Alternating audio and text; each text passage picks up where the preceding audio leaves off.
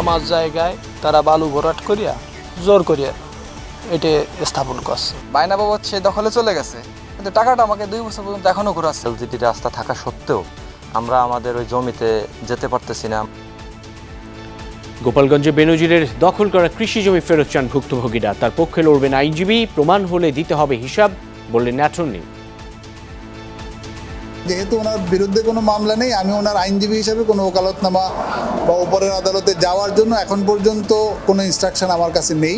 এগুলো কিনেছেন কিনা দেখবে, যেগুলো কিনেছেন সে কিনা তার সোর্সটা কি ছিল ওটা তাকে প্রমাণ করতে হবে। নজিরবিহীন দুর্নীতির প্রমাণ বেনজির আজিজ আনাররা মন্তব্য ফখরুলের। পাঠ্য বইয়ে ইতিহাস বিকৃতির অভিযোগ, জানালেন 15 আগস্টের ঘটনা সমর্থন করে না বিএনপি। 15 আগস্টে শেখ মুজিবুর রহমানের যে হত্যা তার আমরা নিন্দা করেছি। প্রতিহিংসার একটা রাজনীতি কাজ করে এবং সেটা তারা শহীদ জিয়াকে জড়িয়ে সেটাকে ভুল পথে পরিচালিত করতে চায়। খুলনা বিভাগের 6 জেলা স্বর্ণ চোরাচালানের নিরাপদ রুট, বলছে ব্যবসায়ী সমিতি। প্রতিদিন গড়ে 220 কোটি টাকা লেনদেনের তথ্য।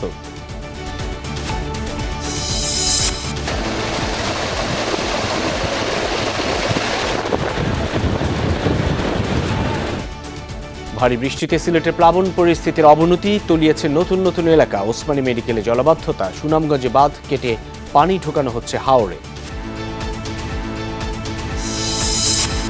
কোরবানি ঈদের পর আবারও সরকারি অফিস হবে 9টা 5টা। জ্বালানি সাশ্রয়ে নেওয়া সময়সূচির পরিস্থিতি বদলে গেছে, মনে করে মন্ত্রিসভা। এবার কোরবানি গরুর চামড়া কেনা হবে পিস হিসেবে। ঢাকায় সর্বনিম্ন দর 1200 টাকা নির্ধারণ। বাণিজ্য প্রতিমন্ত্রী জানালেন সংকট নেই লবণের। সরকারি ওয়েবসাইটে জুয়ার বিজ্ঞাপন, তদারকির ঘাটতি, বলছেন বিশেষজ্ঞরা। জড়িত থাকতে পারে দায়িত্বরতরা। ভারতে লোকসভা নির্বাচনে ফল ঘোষণা কাল। বুথ ফেরত জরিপ নিয়ে তুমুল বিতর্ক, মিথ্যা তথ্য দিয়ে প্রভাব বিস্তারের অভিযোগ বিরোধীদের।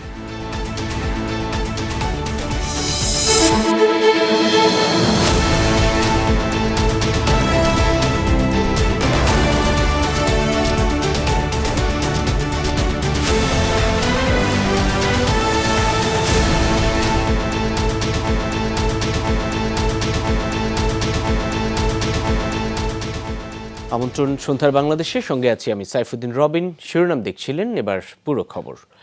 সাবেক আইজিপি বেনজির আহমেদের লালসার শিকার গোপালগঞ্জের অসংখ্য কৃষক পরিবার। কৃষি জমি নামমাত্র বায়নায় ভোগ দখল করছেন বছরের পর বছর। কারো জমির মূল্য দেয়ারই প্রয়োজন মনে করেননি। এসব জমি ফেরত চান ভুক্তভোগীরা। হাজার অভিযোগ থাকলেও থানায় লিখিত দেওয়ার সাহস করছে না কেউ।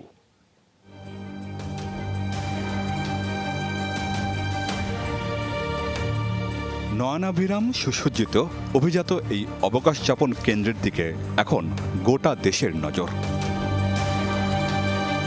দুদকের তথ্যমতে পুলিশের সাবেক মহাপরিদর্শক বেনজির আহমেদের মালিকানাধীন Savanna eco resort and natural park গোপালগঞ্জে প্রায় 1400 বিঘা জমির ওপর গড়ে উঠেছে।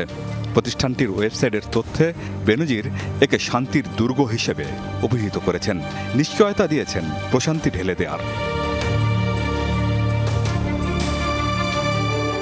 কিন্তু যে মাটিতে গড়ে উঠেছে পর্যটন কেন্দ্র আর সরাইখানা, সেখানকার মানুষই শান্তিতে নেই। অভিযোগ উঠেছে ক্ষমতার জোরে স্থানীয়দের কৃষি জমি দখল করে এই সাম্রাজ্য গড়ে তুলেছেন পুলিশের সাবেক আইজিপি বেনজির আহমেদ। বায়না করেই ভোগ দখল করছেন, মূল্য পরিশোধ করেননি বেশিরভাগ জমির। তার দেশত্যাগের খবরে মুখ খুলতে শুরু করেছেন ভুক্তভোগীরা। শান্তিপূর্ণভাবে শান্তিপূর্ণ পরিবেশে সে পার করুক, আমাদের তো এই জায়গায় কোনো দ্বিমত নেই। কিন্তু আমার জায়গা যে এই যে প্রেশার ক্রিয়েট করিয়া জোর খাটাইয়া আজকে সে বিল্ডিং করছে, আমি বেদখলে 5-7 বছর। আমার জায়গায় তারা বালু ভরাট করিয়া জোর করিয়া এটা স্থাপন করছে। ভাইয়ের সাথে কি বলছে না কি আছে, মানে এই বেনজির স্যারের লোকজন এখন ওই জমি ওদের ওরে ভিতরে ডাকিয়ে নিয়ে কি মানে অস্ত্র দেখাইছে না কি, ও ভয়তে আজ পর্যন্ত মুখ খোলে নাই। খালি আমার একটা কথা বলছে কি, তুই ও জায়গা থাকতে পারবি না, ওতে চলে। অবৈধ সম্পদ অর্জনের ব্যাপারে জিজ্ঞাসাবাদ করতে গত ২৮ মে বেনজির আহমেদকে চিঠি দেয় দুর্নীতি দমন কমিশন দুদক। এরপর থেকে বন্ধ রিসোর্টের কার্যক্রম। বেহাত জমি ফেরত চান প্রকৃত মালিকরা। বিভিন্ন ধরনের অজুহাত দেখায় এই 2 বছর পার করে ফেলাইছে, কিন্তু তাকে আমি জমি দিয়ে দিছি, লিখিত দেইনি, বায়না বাবদ সে দখলে চলে গেছে, কিন্তু টাকাটা আমাকে 2 বছর পর্যন্ত এখনো ঘোরাচ্ছে। ওইখানে আমরা এলজিডি রাস্তা থাকা সত্ত্বেও আমরা আমাদের ওই জমিতে যেতে পারতেছি না, মাছের চাষ করতে পারতেছি না। আমাদের ওই জমিগুলো একদম অনাবাদি হয়ে পড়ে আছে। সাভানা রিসোর্টের প্রায় 50 জন নিরাপত্তা কর্মীর পাশাপাশি পুলিশ সদস্যদের সম্প্রতি মোতায়েন করা হয়েছে। কঠোর এই বলয়ে আরও ভীত হয়ে পড়েছেন স্থানীয়রা। হাজারো অভিযোগ এলাকায়, অথচ থানায় লিখিত দেওয়ার সাহস নেই কারো। এসব বিষয়ে কথা বলতেও নারাজ স্থানীয় পুলিশ কর্মকর্তারা।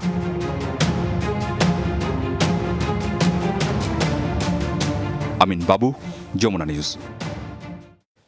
সাবেক আইজিপি বেনজির আহমেদের বিরুদ্ধে কোনো মামলা নেই, তাই কোনো আইনি পদক্ষেপও নেই। তাছাড়া বেনজির আইনি লড়াই করবেন বলে জানিয়েছেন তার আইনজীবী শাহ মঞ্জুরুল হক, যদিও তার সাথে যোগাযোগ নেই বলে দাবি তার। অ্যাটর্নি জেনারেল এম আমিনুদ্দিন বলেছেন, তদন্তে দোষী প্রমাণিত হলে বিচারের মুখোমুখি হতে হবে। বেনজির আহমেদকে কিভাবে গড়েছেন এত সম্পদ তার হিসাবও দিতে হবে। দুর্নীতির বিরুদ্ধেও আমাদেরকে শূন্য সহিষ্ণুতার নীতি বলবৎ করতে হবে। এই মুহূর্তের টক অব দ্য কান্ট্রি বেনজির আহমেদ। গণমাধ্যমে একের পর এক বেরিয়ে আসছে সাবেক আইজিপির সম্পদের ফিরিস্তি। এরই মধ্যে তার অবস্থান নিয়ে ধোঁয়াশা সর্বমহলে। কোথায় আছেন তিনি, আসবেন কিনা দুদকের তলবে, তা নিয়েও চলছে জল্পনা। তার আইনজীবী বলছেন, যোগাযোগ নেই বেনজিরের সাথে, তাই আইনি লড়াই চালালেও তা নিয়ে স্পষ্ট তথ্য দিতে পারছেন না তিনিও। উনি এখন কোথায় আছেন আমি বলতে পারবো না। ওনার সাথে আমার যেটুকু যোগাযোগ হয়েছে সেটা হচ্ছে যে যেহেতু ওনার বিরুদ্ধে একটা অভিযোগ আছে এবং দুদক ইনকোয়ারি করছে, ওনার সম্পত্তি বাজেয়াপ্ত হয়েছে, সুতরাং উনি আইনগত ব্যবস্থাগুলি নেবেন। ইনকোয়ারি হচ্ছে, এখন পর্যন্ত কিন্তু কোনো মামলা নেই। সুতরাং যেহেতু ওনার বিরুদ্ধে কোনো মামলা নেই, আমি ওনার আইনজীবী হিসাবে কোনো ওকালতনামা বা উপরের আদালতে যাওয়ার জন্য এখন পর্যন্ত কোনো ইনস্ট্রাকশন আমার কাছে নেই। রাষ্ট্রের সর্বোচ্চ আইন কর্মকর্তা বলছেন, তদন্তের আগে কিছুই বলা যাচ্ছে না, তবে দিয়েছেন কড়া হুঁশিয়ারি। জানিয়েছেন, অভিযোগ প্রমাণিত হলে বিচারে ছাড় পাবেন না সাবেক এই আইজিপিও। তদন্ত হচ্ছে, তদন্ত করে যদি দেখা যায় ডেফিনেটলি আমি মনে করি তার বিরুদ্ধে তখন বিচারে তাকে দাঁড়াতে হবে, বিচারের সম্মুখে দাঁড়াতে হবে। প্রথম কথা হচ্ছে এগুলো কিনেছেন কিনা এটা দেখবে, যেগুলো কিনেছেন সে কিনা তার সোর্সটা কি ছিল ওটা তাকে প্রমাণ করতে হবে। তারপরে একটা কথা বলি কি, যদি উনি প্রমাণ করেন যে উনি এটা ব্যাংকের থেকে লোন নিছেন, তখন কিন্তু তার অন্য কথা আসবে। উনি যদি এটা প্রমাণ না করতে পারেন যে না উনি নিজের থেকে কিনছেন বা তুমি সেই টাকাটা উনি কোথায় পেলেন। দুদকের তলবে আগামী 6 জুন বেনজির আহমেদ আদৌ হাজির হবেন কিনা জানা নেই দুদকের, তবে সুযোগ আছে আইনজীবীর মাধ্যমে সময় আবেদনের। মহিউদ্দিন মধু, যমুনা নিউজ, ঢাকা। সাবেক আইজিপি বেনজির আহমেদের দেশ ত্যাগে কোনো নিষেধাজ্ঞা দেওয়া হয়নি বলে জানিয়েছেন পররাষ্ট্রমন্ত্রী ডক্টর হাসান মাহমুদ। তবে 6 জুন তিনি দুদকের তলবে হাজির হচ্ছেন কিনা সেটাই এখন দেখার। এদিকে শ্রমিকদের মালয়েশিয়া যাওয়ার সময় বাড়ানোর চেষ্টা করা হবে বলে জানিয়েছেন হাসান মাহমুদ। দুপুরে পররাষ্ট্র মন্ত্রণালয়ে সংবাদ সম্মেলনে এসব কথা বলেন তিনি। দেরিতে হলেও বেনজির আহমেদের বিরুদ্ধে অবৈধ সম্পদ অর্জনের পাহাড় সম অভিযোগ আমলে নিয়েছে দুর্নীতি দমন কমিশন। 6 জুন সাবেক এই আইজিপিকে এবং 9 জুন তার পরিবারকে হাজির হতে বলা হয়েছে দুদক কার্যালয়ে। তবে শোনা যাচ্ছে গত 4 মে দেশ ছেড়েছেন তিনি, তাই তাকে বিচারের সম্মুখীন করা নিয়ে দেখা দিয়েছে জটিলতা। সোমবার দুপুরে এন্টিগা ও নিউ ইয়র্ক সফর শেষে দেশে ফিরে পররাষ্ট্রমন্ত্রীর সংবাদ সম্মেলন। উঠে আসে বেনজির আহমেদ প্রসঙ্গ। তার অবস্থান সম্পর্কে জানতে চান সাংবাদিকরা। 6 জুন তিনি হাজির হচ্ছেন কি হচ্ছেন না সেটি হচ্ছে দেখার বিষয়, নাকি তিনি সময় দিচ্ছেন। যেহেতু তার দেশ ত্যাগের উপর কোনো নিষেধাজ্ঞা কোনো জায়গা থেকে দেওয়া হয়নি, তো তিনি তো যে কোনো জায়গায় যেতেই পারেন। এদিকে নিউ ইয়র্কে বাংলাদেশ শান্তিরক্ষীদের প্রশংসা করেছেন জাতিসংঘ মহাসচিব। এমন অবস্থায় ডয়েচে ভেলের প্রতিবেদন অন্তঃশ্বাস শূন্য বলে মন্তব্য করেন পররাষ্ট্রমন্ত্রী। দেশ যেখানে বিশ্বময় প্রশংসিত, জাতিসংঘের মহাসচিব যেখানে প্রশংসা করে, সেখানে ডয়েচে ভেলের এই প্রতিবেদনের কোনো মূল্য নাই। তো এগুলো দেশ বিরোধী, অন্তঃশ্বাস শূন্য কিছু প্রতিবেদন। 31 মে মালয়েশিয়ার শ্রমবাজার বন্ধ হয়ে যাওয়ায় অনেক শ্রমিকই যেতে পারেনি দেশটিতে। পররাষ্ট্রমন্ত্রী জানান, তাদের জন্য মেয়াদ বাড়ানোর বিষয়ে চেষ্টা করছে সরকার। আর এই ক্ষেত্রে কাদের গাফেলতি ছিল সেটিও তদন্ত করে। ফারহানা ন্যান্সি, যমুনা নিউজ, ঢাকা। 15 আগস্টের ঘটনাকে বিএনপি সমর্থন করে না। কিন্তু প্রতিহিংসাবশত জিয়াউর রহমানের নাম জড়ানো হচ্ছে এই হত্যাকাণ্ডের সঙ্গে, যা অপরাজনীতির ভয়ঙ্কর রূপ বলে মন্তব্য করেছেন বিএনপি মহাসচিব মির্জা ফখরুল ইসলাম আলমগীর। বলেন, বেনজির আজিজ ও এমপি আনার প্রমাণ করে সরকার কতটা দুর্নীতিগ্রস্ত। সাবেক রাষ্ট্রপতি জিয়াউর রহমানের মৃত্যুবার্ষিকী উপলক্ষে আলোচনা সভার আয়োজন করে জাতীয়তাবাদী মহিলা দল। এ সময় নেতাকর্মীদের মিথ্যা মামলায় আটক, নারীর প্রতি সহিংসতা রোধে সরকারের ব্যর্থতার সমালোচনা করেন নেতাকর্মীরা। মুক্তিযুদ্ধে জিয়াউর রহমান, তাজউদ্দিন আহমেদ সহ আরও অনেকের অবদান অস্বীকার করে শুধু বঙ্গবন্ধু আর আওয়ামী লীগকে মহিমান্বিত করতে ক্ষমতার অপব্যবহার করছে সরকার। পাঠ্য বইয়ে ইতিহাস বিকৃতির অভিযোগ করে বিএনপি মহাসচিব বলেন, তার দল 15 আগস্টের ঘটনাকে কখনোই সমর্থন করে না। 15 আগস্ট নিয়ে ভয়ঙ্কর প্রতিহিংসা রাজনীতি করছে আওয়ামী লীগ। শহীদ প্রেসিডেন্ট জিয়াউর রহমানের অবদান যারা অস্বীকার করে তারা তো স্বাধীনতাকেই অস্বীকার করে। আমরা 15 আগস্টে শেখ মুজিবুর রহমানের যে হত্যা তার আমরা নিন্দা করেছি, আমরা সেটা কখনোই সমর্থন করি না। কিন্তু শহীদ জিয়াকে যখন তারা এটার মধ্যে জড়াতে চায়, তাদের মধ্যে সেই ভয়ঙ্কর একটা অপরাজনীতি কাজ করে, সেই প্রতিহিংসার একটা রাজনীতি কাজ করে এবং সেটা তারা শহীদ জিয়াকে জড়িয়ে সেটাকে ভুল পথে পরিচালিত করতে চায়। মির্জা ফখরুল বলেন, ক্ষমতার 3 মেয়াদে আওয়ামী লীগ নির্বাচন ব্যবস্থা ধ্বংস করেছে, এমন পরিস্থিতি তৈরি করেছে কোনো দল নির্বাচনে আসে না। আওয়ামী লীগ সরকার কতটা দুর্নীতিগ্রস্ত তার প্রমাণ বেনজির আজিজ, এমপি আনার। 63টা রাজনৈতিক দল নির্বাচনে যায়নি, তাহলে নির্বাচন হচ্ছে কোথায়? যে কারণে আজকে নির্বাচন ব্যবস্থাটা ভেঙে পড়ে গেছে। 15 বছরে একটা দানবের মতো শাসন দিয়ে বাংলাদেশের শুধু রাজনীতিকেই ধ্বংস করেনি, সে অর্থনীতিকেও ধ্বংস করে ফেলেছে। বিদ্যুতের দাম বাড়াতে হচ্ছে কেন? কারণ তারা চুরি করে করে এমন অবস্থা তৈরি করেছে যে বিদ্যুতের দাম বাড়ানো ছাড়া তাদের উপায় নেই। এদিকে খালেদা জিয়া, ইশরাক সহ নেতাকর্মীদের মুক্তির দাবিতে নয়াপল্টনে মানববন্ধন হয়। সেখানে সরকার পতনে জনগণকে রাজপথে নামার আহ্বান জানানো হয়। আমরা মুক্ত হলেও বন্দী অবস্থায় দিন যাপন করি। আমরা নিজের দেশের পরদেশীর মতো আজকে বসবাস করছি। লাভলি বিথি, যমুনা নিউজ, ঢাকা। ঝিনাইদহ, চুয়াডাঙ্গা, কুষ্টিয়া সহ খুলনা বিভাগের 6টি জেলায় অনেকটা নিরাপদে স্বর্ণ চোরাচালান হচ্ছে বলে জানালেন স্বর্ণ ব্যবসায়ীরা। তাদের হিসাবে গত বছর প্রতিদিন গড়ে স্বর্ণ চোরাচালান হয়েছে 220 কোটি টাকার। আকাশপথে আসা স্বর্ণ চলে যায় স্থল ও রেলপথ দিয়ে। কলকাতায় হত্যাকাণ্ডের শিকার এমপি আনারের সঙ্গে চোরাচালানিদের সম্পর্ক নিয়ে সরাসরি কিছু বলেনি বাজুস। তারা বলছে, শুধু এমপি নয়, তার চেয়েও প্রভাবশালীরা আছেন এই চক্রে। তাদেরকে ধরার দায়িত্ব আইন শৃঙ্খলা রক্ষাকারী বাহিনীর। আকাশপথে বাংলাদেশে ঢুকে স্বর্ণের চালান, স্থলবন্দর আর রেলপথে চলে যায় সীমান্তের ওপারে। বিভিন্ন সীমান্ত পথে মাঝে মাঝে জব্দ হয় চোরাই সোনা। আকাশপথের মধ্যে সবচেয়ে বেশি স্বর্ণ আসে শাহজালাল বিমানবন্দর দিয়ে। ঢাকা কাস্টমস হাউসের হিসেবে 2023 সালে প্রায় 32 টন এবং 22 সালে প্রায় 36 টন সোনার বার এসেছে ব্যাগেজ রুলের আওতায়। স্বর্ণ ব্যবসায়ীদের সংগঠন জানতে পেরেছে, খুলনা বিভাগের 6টি জেলার সীমান্ত হয়ে উঠেছে চোরাচালানিদের নিরাপদ রুট। স্থলপথে ঝিনাইদহ, কুষ্টিয়া, চুয়াডাঙ্গা চোরাচালানিদের জন্য অনেকটাই নিরাপদ জায়গা। এছাড়া মৈত্রী এক্সপ্রেসে ঢাকা থেকে বেনাপোলেও চোরাচালান হয় স্বর্ণ। বাজুসের হিসেবে গেল বছর প্রতিদিন স্বর্ণ ও স্বর্ণালঙ্কার চোরাচালান হয়েছে 220 কোটি টাকার। এ সময় হীরা চোরাচালান হয় 30 কোটির সমপরিমাণ। পুরো বছর জুড়ে স্বর্ণ ও হীরা চোরাচালান হয় 91,250 কোটি টাকার। বিমানে কর্মরত কর্মীরা সম্পৃক্ত থাকার বেশ কয়েকটি ঘটনার প্রমাণ পাওয়া যায়। সাধারণত বিমানবন্দর দিয়ে ছাড় হওয়ার পর কর্মীগণ বাস ও ট্রেন যোগে ঝিনাইদহ, মহেশপুর ও চুয়াডাঙ্গার দর্শনা বর্ডার দিয়ে ভারতে পাচার করে থাকে। সম্প্রতি কলকাতায় এমপি আনোয়ারুল আজিম আনার হত্যার পর আবারও সামনে আসে সোনা চোরাচালান ইস্যু। বিভিন্ন সূত্রের বরাতে খবর হয়, হত্যাকাণ্ডের পেছনে বড় কারণ চোরাচালানিদের বিরোধ। এ প্রসঙ্গেও সংবাদ সম্মেলনে কথা বলেছে বাজুস। বহু এরকম আছে, ঘটনা আছে।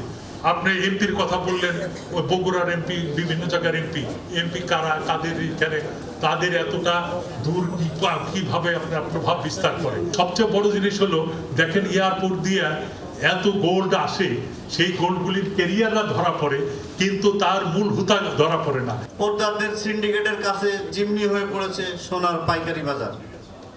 পোর্টারদের সঙ্গে চোরা কারবারিদের সিন্ডিকেটের সুগভীর সম্পর্ক রয়েছে। এই পরিস্থিতিতে চোরাচালান সিন্ডিকেটের বিরুদ্ধে কঠোর অভিযানের পাশাপাশি 7 দফা সুপারিশ করেছে জুয়েলার্স সমিতি। সোনা যদি আনুষ্ঠানিক পথে আমদানি করা হতো তাহলে বাংলাদেশ ব্যাংকের $22 মিলিয়ন রিজার্ভ জমা হতো। আখলাকুস সাফা, যমুনা নিউজ, ঢাকা। কক্সবাজারে গোলাগুলিতে একজন নিহত হয়েছে। গর্জনিয়া ইউপি চেয়ারম্যান জানান, ভোরে রামু উপজেলা সীমান্তবর্তী মরিচ্চাচর এলাকায় টহল দিচ্ছিল বর্ডার গার্ড বাংলাদেশ 11 ব্যাটালিয়নের সদস্যরা। মাদক ও চোরাচালান বিরোধী ওই টহল দলকে লক্ষ্য করে চোরাকারবারীরা গুলি ছোড়ে। এ সময় বিজিবির 3টি মোটরসাইকেলে আগুন দেওয়া হয়। আত্মরক্ষায় বিজিবিও পাল্টা গুলি চালায়। গোলাগুলি থামলে স্থানীয়রা একজনের মরদেহ উদ্ধার করে। পুলিশ বলছে, নিহতের নাম নেজাম উদ্দিন, তিনি গুলিতে নিহত। তবে চোরাকারবারীদের নাকি বিজিবির গুলিবিদ্ধ সেটি ময়নাতদন্তের পর জানা যাবে। মৃতদেহ উদ্ধার করে সদর হাসপাতালে নেওয়া হয়েছে। ঘটনাস্থল থেকে ইয়াবা ও বার্মিজ সিগারেট উদ্ধার করেছে বিজিবি। সরকারি অফিস সূচি আবার পূর্বের সময়ে ফিরল। মন্ত্রিসভার নতুন সিদ্ধান্ত অনুযায়ী অফিস চলবে 9টা থেকে বিকেল 5টা পর্যন্ত। মন্ত্রিপরিষদ সচিব মোহাম্মদ মাহবুব হোসেন জানিয়েছেন, ঈদুল আজহার ছুটির পর থেকে এই অফিস সূচি কার্যকর হবে। এছাড়া সভায় সোহরাওয়ার্দী উদ্যান প্রকল্প এলাকা থেকে শাহবাগ থানা স্থানান্তরেরও সিদ্ধান্ত হয়েছে। বিশ্ববাজারে অস্বাভাবিকভাবে জ্বালানির দাম বৃদ্ধির প্রেক্ষাপটে 2022 সালের নভেম্বরে অফিস সময় 1 ঘন্টা কমিয়ে 9টা থেকে 4টা করা হয়েছিল। এতে লক্ষ্য ছিল জ্বালানি সাশ্রয়ের। সেই পরিস্থিতি এখন নেই বলে মনে করে সরকার। তাই সরকারি অফিসের পূর্বের সূচিতে ফিরে যাওয়ার সিদ্ধান্ত নিয়েছে মন্ত্রিসভা। প্রধানমন্ত্রী শেখ হাসিনার সভাপতিত্বে অনুষ্ঠিত মন্ত্রিপরিষদের বৈঠকের সিদ্ধান্ত অনুযায়ী ঈদুল আজহার পর থেকে সরকারি অফিস চলবে সকাল 9টা থেকে 5টা পর্যন্ত। রোববার থেকে বৃহস্পতিবার 9টা থেকে 5টা, শুক্র এবং শনিবার বন্ধ থাকবে। আমাদের সপ্তাহে 40 ঘন্টার জায়গাতে আমাদের 35 ঘন্টা আমাদের কর্ম ছিল। তো আমরা এটাকে আবার স্বাভাবিক করে নিচ্ছি।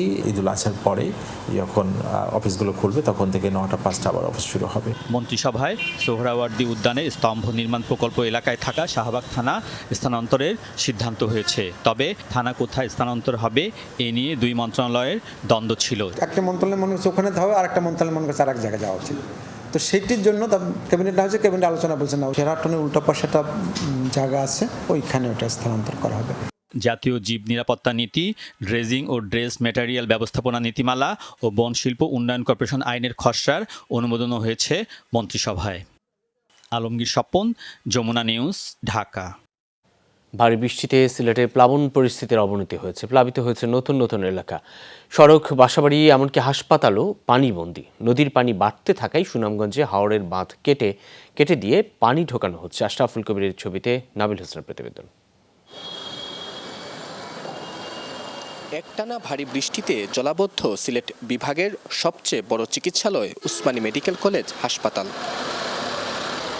প্রবেশ মুখ থেকে শুরু করে জরুরি বিভাগ, ওয়ার্ড সবখানেই জমেছে পানি। এতে করে চরম ভোগান্তিতে রোগী ও স্বজনরা, ব্যাহত চিকিৎসা সেবা। অনেক ভোগান্তির মধ্যে আছি, আর অনেক পানি হওয়ার কারণে আরো ভোগান্তি হয়ে গেছে। প্রথমে নিচে ঘুমাইছিল, এখন রুগী যে কোথায় আছে, কোন ওয়ার্ডের রুগী কোন জায়গায় আছে কেউ জানে না। রুগীদের সেবা দিতে পারতেছি না, রুগীদের বিছনা দিতে পারতেছি না। একটা বিছনায় 3জন 4জন করে রুগী বসাইতেছি। রাস্তায় পানি, বাসার সামনে কোমর পানি, হাসপাতালের সামনে পানি, ওয়ার্ডের মধ্যেও পানি। নতুন করে বৃষ্টি হওয়ায় প্লাবন পরিস্থিতির অবনতি হয়েছে সিলেট নগরীতে। কোথাও কোমর, আবার কোথাও বুক পানি। এতে ভোগান্তি বেড়েছে কয়েক গুণ। দুর্ভোগে জনপ্রতিনিধিদের পাশে না পাওয়ার অভিযোগ নগরবাসীর। বাচ্চাদের নিরাপত্তা কাজে আপনার পানি বাড়িয়ে গেছে দেখিয়া আমাদের কুয়ারপার অবস্থা খুবই ভয়াবহ অবস্থা পানিতে। হুট করে ঘরের ভিতরে চলে আসে, এতটুক থেকে এতটুক পর্যন্ত পানি ছিল। সারা রাত আমরা প্রচুর কষ্ট হয়েছে। গতবার আবার ইলেকশনের সময় সবু আইসলা, এতটুকু তো আর ইলেকশন আসিল এর থেকে, তখন আমরা মরি বাঁচি, আমরা দেখার দায়িত্ব তারার না। প্রত্যেক কাউন্সিলরদেরকে কিন্তু আমরা আগে অ্যালার্ট করে দিয়েছিলাম যে বৃষ্টি হবে, বৃষ্টি হলে পানি হবে, জলাবদ্ধতা বাড়বে, যার জন্য আপনারা আগাম প্রস্তুতি নেন। সবার আগাম প্রস্তুতি থাকার কারণে আমরা সাথে সাথে কিন্তু এখন আশ্রয় কেন্দ্রে মানুষগুলা নিয়ে আসতে পারছি। বৃষ্টি আর পাহাড়ি ঢলে সুনামগঞ্জে সবকটি নদ নদীতে পানি বেড়েছে। চাপ কমাতে হাওরের বাঁধ কেটে পানি প্রবেশ করানো হচ্ছে। বছর বছর কয়েক ঘন্টার ভারী বৃষ্টিপাত আর উজানের ঢলে এভাবেই তলিয়ে যায় সিলেট নগরীর বাসাবাড়ি থেকে শুরু করে সড়কগুলো। তবে এ থেকে পরিত্রাণের জন্য হাতে নেওয়া সুরমা খনন প্রকল্প অজানা কারণে এগুচ্ছে ধীর গতিতে। এতে ক্ষোভ জমেছে জনমনে। তাদের দাবি দ্রুত সময়ের মধ্যেই শেষ করতে হবে সুরমার খনন কাজ। নাবিল হোসেন, যমুনা নিউজ, সিলেট। অবসরের ১৩ বছর পর ডক্টর ইউনূসের বিরুদ্ধে হাজার কোটি টাকা লোপাটের অভিযোগ তুলল তাঁরই প্রতিষ্ঠিত গ্রামীণ ব্যাংক। গ্রামীণ ব্যাংকের প্রধান আইন উপদেষ্টা ব্রিফিং করে জানান, ক্ষমতার অপব্যবহার করে তার পরিবারকে সুবিধা দিয়েছেন তিনি। এদিকে ডক্টর ইউনূসের আইনজীবী বলছেন, একটা বিশেষ গোষ্ঠী ডক্টর ইউনূসের অর্জন, অবস্থান ও সুনাম সহ্য করতে না পেরে তার বিরুদ্ধে বিভ্রান্তিকর তথ্য ছড়াচ্ছে। আমরা শুধু ওনার অপকর্মগুলোকে, ওনার দুর্নীতিগুলোকে, ওনার মিথ্যাচারগুলোকে আপনাদের সামনে তুলে ধরছি। একটা মিথ্যাচারকে উনি যে একটা আর্ট ফর্মে নিয়ে গেছেন। ভাত খাবার টাকা ছিল না, চাকরি ছিল না, আজকে তারা বলেন ডক্টর ইউনূসের বদনাম, এবং বলতে গিয়ে বলেন যে বাবার আগেই নাকি তার জন্ম হয়েছে। ডক্টর ইউনূসের বিরুদ্ধে দায়িত্বে থাকাকালে শত শত কোটি টাকা লোপাটের অভিযোগ গ্রামীণ ব্যাংকের। দুর্নীতির অভিযোগ ৯৭ সালের শুরু হয়। কোটি কোটি টাকার, শত কোটি টাকার দুর্নীতির অভিযোগ আমাদের কাছে আছে। গ্রামীণ ব্যাংক লাভ করেছে। ইউনূস সাহেবের পরিবার একবারে, তার পরিবার নিঃস্ব হয়ে গেছে। ডক্টর ইউনূসের কোনো চেহারার পরিবর্তন দেখেছেন? বাংলাদেশে রিক্সাওয়ালা যেই কাপড়টা না পরে, গ্রামীণ ট্যাক্স উনি সেটা পরে। তাহলে এতদিন কেন চুপ ছিল গ্রামীণ ব্যাংক? সে সময় যে দুর্নীতির অভিযোগগুলো এসেছিল, একটিও তিনি অভিযোগটিকে তদন্ত করবার সুযোগ দেননি, তিনি ম্যানেজ করেছেন। একটা বিশেষ গোষ্ঠী বাংলাদেশের, বিশেষ করে আমাদের সরকারের উপরে ভর করেছে। ডক্টর ইউনূস কোন অভিশাপে পড়ছেন তারও জবাব দিয়েছে গ্রামীণ ব্যাংক। ওনার অভিশাপটা কোথায় জানেন? এই যে ১,৫,০০,০০০ নরনারী গ্রামীণ ব্যাংকের সদস্য, তাদের সাথে তিনি প্রতারণা করেছেন। তাদের সাথে তিনি তাদের অর্থকে তিনি আত্মসাৎ করেছেন। আজকে ডক্টর ইউনূসকে ধ্বংস করতে চাচ্ছে পৃথিবীতেই একটা গোষ্ঠী। কেন বাংলাদেশের একজন লোক সারা পৃথিবীতে সম্মানিত হবে? রোববার গ্রামীণ টেলিকমের শ্রমিক কর্মচারীদের টাকা আত্মসাতের অভিযোগ গঠনের শুনানি শেষে গ্রামীণ ব্যাংকের বিরুদ্ধে অভিযোগ তুলে ধরেন ডক্টর ইউনূস ও তার আইনজীবী। তারই জবাবে হাইকোর্ট প্রাঙ্গণে সংবাদ সম্মেলন করেন গ্রামীণ ব্যাংকের প্রধান আইন উপদেষ্টা। আপনারা আমাকে এমন একজন নোবেল বিজয়ী ব্যক্তি দেখান তো, যিনি ওনার মতো অর্থলোভী, যিনি ওনার মতো ক্ষমতালোভী। তাকে ওয়ার্ল্ড ব্যাংকের প্রেসিডেন্ট করার জন্য বিল ক্লিন্টন প্রস্তাব দিয়েছেন। উনি বলছেন যে না, ওয়ার্ল্ড ব্যাংক তো ধনীদের প্রতিষ্ঠান। মহিউদ্দিন মধু, যমুনা নিউজ, ঢাকা। এবার আর বর্গফুটে নয়, পিস হিসেবে কেনা হবে কোরবানির গরুর চামড়া। ঢাকায় সর্বনিম্ন দর ১২০০ টাকা, আর রাজধানীর বাইরে ধরা হয়েছে আরও ২০০ টাকা কম। তবে এসব চামড়া অবশ্যই লবণযুক্ত হতে হবে। দুপুরে প্রেস ব্রিফিংয়ের এসব তথ্য জানায় বাণিজ্য মন্ত্রণালয়। ট্যানারি মালিকদের হুঁশিয়ারি, পশু কোরবানির কয়েক ঘন্টার মধ্যে চামড়ায় লবণ না দিলে এই দাবদাহে সংরক্ষণ করা কঠিন হবে। কোরবানির ঈদে চামড়ার দাম নির্ধারণ করে কী লাভ? গত কয়েক বছর ধরে সেই প্রশ্ন উঠছে অহরহ। কেননা এসব দর মানতেই চান না ব্যবসায়ীরা। ঈদুল আজহায় অনেকটা একজোট হয়ে ট্যানারি মালিক ও আড়তদাররা চামড়া কেনেন, অথচ দেশে চামড়ার ব্যাগ, জুতো সহ বেশিরভাগ পণ্যের দর আকাশ ছোঁয়া। নাজেহাল হতে হয় ব্র্যান্ড পণ্য কিনতে। সচিব মহোদয়, কোরবানির ঈদে চামড়া বেচাকেনায় যে নৈরাজ্য হয় সে কথা স্বীকার করলেন বাণিজ্য প্রতিমন্ত্রীও। সোমবার দাম নির্ধারণী সভায় তিনি বলেন, দেশের এই সম্পদ রক্ষা করতে হবে, সেজন্য ঈদে তদারকি বাড়াবে প্রশাসন। এবার কিন্তু আর ওই ইটা থাকতেছে না, পার স্কোয়ার ফিট কত মাপা টাপা না, একেবারে ন্যূনতম আমরা একটা গরুর চামড়া যদি ভালোভাবে কোনো ভিতরে যদি ফাটা ছেঁড়া না থাকে, যদি সুন্দর করে লবণ দেওয়া থাকে সেটা। আর একটা আমাদের শিল্প মন্ত্রণালয় আমাদেরকে জানিয়েছে তাদের কাছে এবারে লবণের উৎপাদন অত্যন্ত ভালো হয়েছে, তাদের মাধ্যমে আমরা করব। জানানো হয় এবার ঈদে ঢাকায় লবণযুক্ত প্রতি পিস গরুর চামড়া বিক্রি হবে সর্বনিম্ন ১২০০ টাকায়, ২০০ টাকা কম মিলবে রাজধানীর বাইরে। তবে আগের নিয়মে বিক্রি হবে খাসির চামড়া প্রতি বর্গফুটে গড় দাম ২০ টাকা। ব্যবসায়ীরা জানান, গরুর একটি চামড়ায় লবণ দিতে খরচ হয় ২০০ থেকে ২৫০ টাকা, তাই কেউ রক্তযুক্ত চামড়া আনলে লবণের খরচ কেটে দাম দেওয়া হবে। গরমের এই মৌসুমে ৩ থেকে ৪ ঘন্টার মধ্যে লবণ না দিতে পারলে ব্যাকটেরিয়ার যে পচন ধরবে, সেই পচনে প্রায় 40% চামড়াই নষ্ট হয়ে যাবে। তখন আর ট্যানারি মালিকরা চামড়ার দামই দেবে কি? 40% তার পুঁজি তো খোয়া ফেলবে। ঢাকার ভিতরে চামড়া ঢাকার বাইরে যাবে না, এবং ঢাকার বাইরে চামড়া ঢাকায় ঢুকবে না। তাহলে যেখানে আছে সেখানে আপনার কিন্তু কোরবানি দিয়ে আপনার লবণ দিয়ে আপনার রাখতে পারবে, যার কারণে দেখা যায় যে চামড়া নষ্ট হয় না। সরকারের ধারণা আসছে ঈদে 1 কোটির বেশি পশু কোরবানি হবে। সবগুলা বিচার বিশ্লেষণ করেই আমরা। তৌহিদ হোসেন, যমুনা নিউজ, ঢাকা। আয় ও সম্পদ বৈষম্য কমিয়ে আনার তাগিদ দিয়েছে বাংলাদেশ অর্থনীতি সমিতি। বলা হচ্ছে, রাজস্ব খাতে সংস্কার করা গেলে নতুন অর্থ বছরে 10,24,000 কোটি টাকার রাজস্ব আহরণ সম্ভব।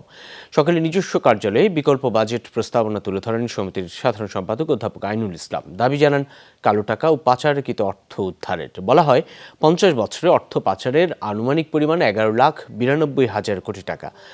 শিক্ষা, স্বাস্থ্য, আবাসন খাতে বিরাজমান বৈষম্য দূর করতে বাজেটে অঙ্গীকার থাকার পরামর্শ তাদের।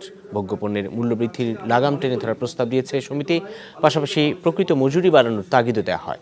শিক্ষা, স্বাস্থ্য, সামাজিক কল্যাণ এবং গৃহায়ন এই 4 খাতে মোট বাজেটের 35% বরাদ্দের প্রস্তাব করা হয়েছে। কৃষি, ভূমি, জলাশয় সংস্কার বিভাগ গঠনের প্রস্তাবও উঠে আসে।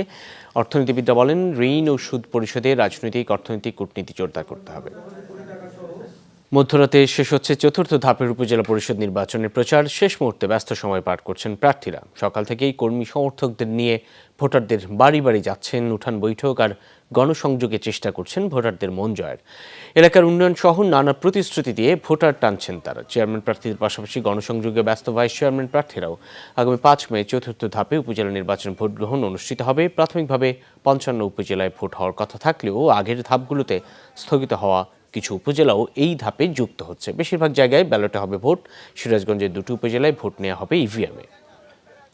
সরকারি ওয়েবসাইটে অনলাইন বেটিং বা জুয়ার বিজ্ঞাপন। স্থানীয় সরকার বিভাগ, শিক্ষা প্রতিষ্ঠান, এমনকি পাবলিক বিশ্ববিদ্যালয় ও প্রতিরক্ষা বিভাগের ওয়েবসাইটেও প্রচারিত হচ্ছে জুয়ার বিজ্ঞাপন।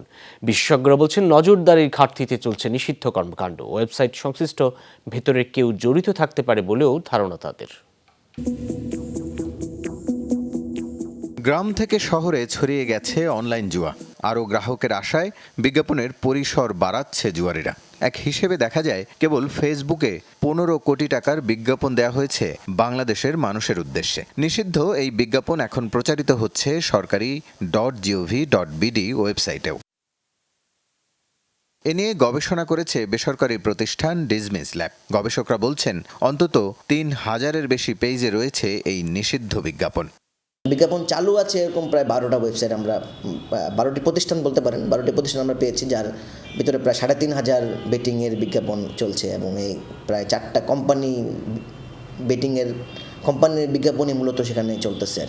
ইন্টারনেট ঘেটে দেখা মিলল Bangladesh economic zone authority, LGED, Narayanganj সরকারি মহিলা কলেজ, জাহাঙ্গীরনগর বিশ্ববিদ্যালয় সহ বিভিন্ন প্রতিষ্ঠানের ওয়েবসাইটে বেটিংয়ের আমন্ত্রণ। ক্রিকেট হিরো সাকিব আল হাসান ও সিনেমা হিরোইন অপু বিশ্বাসের ছবিও ব্যবহৃত হয়েছে এসব বিজ্ঞাপনে।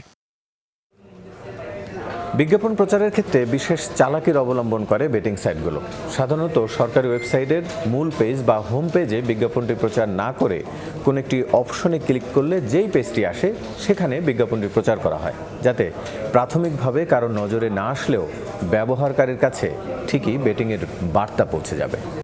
বিশেষজ্ঞরা বলছেন, ওয়েবসাইট দেখভালের দায়িত্বে নিয়োজিত কেউ জড়িত থাকলে এটা সম্ভব। আবার দুর্বল নিরাপত্তার কারণে হ্যাকিংয়ের শিকারও হতে পারে এসব ওয়েবসাইট। যে বেশ কিছু টেকনিক্যাল ব্যাপার এখানে আছে, সেগুলো যদি সঠিকভাবে ম্যানেজ না করা হয়, আপডেট না করা হয়, প্রতি বছর আবার রিনিউ করতে হয় কিছু জিনিস, সেগুলো না করা হয়, সেই ক্ষেত্রে অনেক ক্ষেত্রে হচ্ছে যে আনওয়ান্টেড কন্টেন্ট, যেটাকে আমরা বলি যে অনাকাঙ্ক্ষিত কোনো সেখানে কন্টেন্ট চলে আসতে পারে। তিনি বলেন, প্রযুক্তি প্রতিনিয়ত পরিবর্তন হয়, তাই কেন্দ্রীয়ভাবে নিয়ন্ত্রিত সাইটগুলো নিয়মিত তদারকি দরকার। ওয়েবসাইট করে তারপর আমিও হারিয়ে গেলাম, ওয়েবসাইটও যেভাবে খুশি সেভাবে চলছে, এটা আসলে করতে দিলে তাহলে জিনিসগুলো আসলে ঠিক থাকে না। ওয়েল নোন প্রতিষ্ঠানের পেজ হয়, সেখানে যদি কোনো অযাচিত জিনিস প্রদর্শন করা হয়, অযাচিত কোনো ধরনের বিজ্ঞাপন আসে, সেটি সবার জন্য বিব্রতকর। তো এটার জন্য একটা নীতিমালা থাকা উচিত। এই ডোমেন ব্যবহার করলে এই পলিসিগুলো, এই নীতিগুলো মেনে চলতে হবে। এর আগেও হ্যাক হয়েছিল .gov.bd সাইট। নির্বাচন কমিশনের ওয়েবসাইটেও হানা দিয়েছিল হ্যাকাররা। রাসেল আহমেদ, যমুনা নিউজ। গ্রুপ ডির লড়াইয়ে কিছুক্ষণ পরেই মুখোমুখি হবে দক্ষিণ আফ্রিকা ও শ্রীলঙ্কা। নিউ ইয়র্কে ম্যাচ শুরু হবে বাংলাদেশ সময় রাত 8:30টায়, আর ম্যাচ অনুষ্ঠিত হবে নাসাউ কাউন্টি স্টেডিয়ামের ড্রপ ইন উইকেটে। নিজেদের সবশেষ 11টি টি-20 ম্যাচের 9টিতে হেরেছে দক্ষিণ আফ্রিকা। সবশেষ উইন্ডিজের মাটিতে 3-0 ব্যবধানে হোয়াইট ওয়াশ হয়েছে তারা। বিপরীতে টানা 3 সিরিজ জিতলেও প্রস্তুতি ম্যাচে নেদারল্যান্ডসের কাছে 20 রানে হেরেছে শ্রীলঙ্কা। তবে দলটির স্পিন আক্রমণে ভরসা ওয়ানিন্দু হাসারাঙ্গা ও মাহিস থিকসারা। অন্যদিকে ইনজুরি কাটিয়ে প্রোটিয়া শিবিরে ফিরতে পারেন কাগিসো রাবাদা। দু দলের মুখোমুখি শেষ 5 লড়াইয়ের সবকটিতেই জয় দক্ষিণ আফ্রিকার। এই গ্রুপের অপর দল বাংলাদেশ, নেপাল ও নেদারল্যান্ডস। সুপার 8 নিশ্চিতে এই দু দলের লড়াইয়ে চোখ থাকবে টাইগারদের।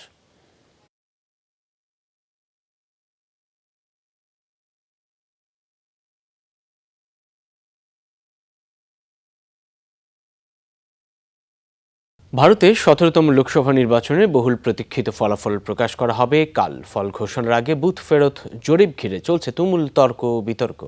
জয়ের ব্যাপারে আত্মবিশ্বাসী বিরোধী শিবিরের দাবি, এসব জরিপ ভুয়া। ভোটের ফলাফলে তথ্য গরমিল আড়াল করতেই এসব জরিপ করা হয়েছে বলেও দাবি করা হয়। যদিও এসব অভিযোগ উড়িয়ে দিচ্ছে বিজেপি, নিচ্ছে টানা তৃতীয়বারের মতো সরকার গঠনের প্রস্তুতি। রাত পোহালেই ফল ঘোষণা ভারতের 18তম লোকসভা নির্বাচনের। বুথ ফেরত জরিপে বিপুল ব্যবধানে জয়ের আভাস পাওয়ার পর নির্ভার আর ফুরফুরে মেজাজে বিজেপি নেতৃত্বাধীন এনডিএ জোট নেতারা। আত্মবিশ্বাসী বিজেপি ব্যস্ত নির্বাচন পরবর্তী কার্যক্রম নিয়ে। বিভিন্ন গণমাধ্যম বলছে মন্ত্রিসভা আর দলীয় পদপদবিতে পরিবর্তন নিয়ে চলছে আলোচনা। তবে অনেকটাই বিপরীত চিত্র বিরোধী শিবিরে। বুথ ফেরত জরিপে বড় পরাজয়ের আভাস দেওয়ার পরও ক্ষুব্ধ প্রতিক্রিয়া জানিয়েছে বিরোধী শিবির। নিজেদের জয়ের বিষয়ে আত্মবিশ্বাসী কংগ্রেস সহ বিরোধী দলগুলো। তাদের দাবি নির্বাচনের কারচুপি এবং ইভিএম জালিয়াতির মতো ঘটনা আড়াল করতে করা হয়েছে এই বুথ ফেরত জরিপ। इसका नाम एग्जिट पोल नहीं है, इसका नाम मोदी मीडिया पोल है। ये मोदी जी का पोल है, फैंटेसी पोल है उनका। Thank you. कितनी सीटें आ रही हैं आपके हिसाब से? ऊपर से आया होगा भाई, बीजेपी को ज्यादा। এই জরিপের তথ্য ভুয়া। ভোটের মেশিনের তথ্যে গড়বড় করা হয়েছে। এ কারণেই ভোটের আগে বুথ ফেরত জরিপের তথ্য প্রকাশ করা হয়েছে। বিরোধী দলের এজেন্টদের বলবো, পূর্ণাঙ্গ ফল ঘোষণা না হওয়া পর্যন্ত কেউ কেন্দ্র ছেড়ে যাবেন না। যদিও সব দাবিকে উড়িয়ে দিচ্ছে বিজেপি। পরাজয় নিশ্চিত জেনে এমন আচরণ করছে বিরোধীরা, এমন মত কেন্দ্রের ক্ষমতাসীনদের। বিরোধীরা সব বুথ ফেরত জরিপকে উড়িয়ে দিচ্ছেন। তারা বলছেন এসব নাকি ভুয়া। এই জরিপগুলো করেছে গণমাধ্যম। বিরোধী দলের এই দাবি ভারতের গণমাধ্যমকেও প্রশ্নবিদ্ধ করে। আসলে এটাই তাদের নীতি, কোনো কিছু বিরুদ্ধে গেলেই সেটা সমালোচনা করা। এদিকে ফল ঘোষণাকে কেন্দ্র করে ভারত জুড়ে নিরাপত্তা জোরদার করা হয়েছে। মীর মুশফিকা হাসান, যমুনা নিউজ। ভারতে লোকসভা নির্বাচনের প্রভাব পড়েছে দেশটির শেয়ার বাজারে। বুথ ফেরত জরিপে বিজেপির জয়ের আভাসে ভোট গণনার আগের দিনই 2000 পয়েন্ট উঠেছে বোম্বে স্টক এক্সচেঞ্জ সূচক সেন্সেক্স। অন্যদিকে ন্যাশনাল স্টক এক্সচেঞ্জ সূচক নিফটি বেড়েছে প্রায় 700 পয়েন্ট। শুক্রবার সেন্সেক্সের লেনদেন শেষ হয় 73,961 পয়েন্টে। দুদিনের ছুটির পর সোমবার সর্বোচ্চ 76,738 পয়েন্ট ওঠে সূচক। পরে কিছুটা কমে এখন 76,247 পয়েন্টে নেমেছে সূচকটি, যা আগের তুলনায় প্রায় 3.55% বেশি। অন্যদিকে নিফটি বেড়েছে 3.58%। উল্লেখযোগ্যভাবে বেড়েছে Adani ports, Adani enterprise, power grid, Shriram finance এবং এনটিপিসির মতো বড় প্রতিষ্ঠানের শেয়ার দর। এর আগে প্রথম 3 ধাপের ভোটের পর বিজেপি জোটের ক্ষমতায় ফেরার সম্ভাবনা ফিকে হতে থাকলে কিছুটা গতি হারায় বাজার। এই ছিল আজকে সন্ধ্যার বাংলাদেশের আয়োজনে। এতক্ষণ সাথে থাকার জন্য ধন্যবাদ সবাই।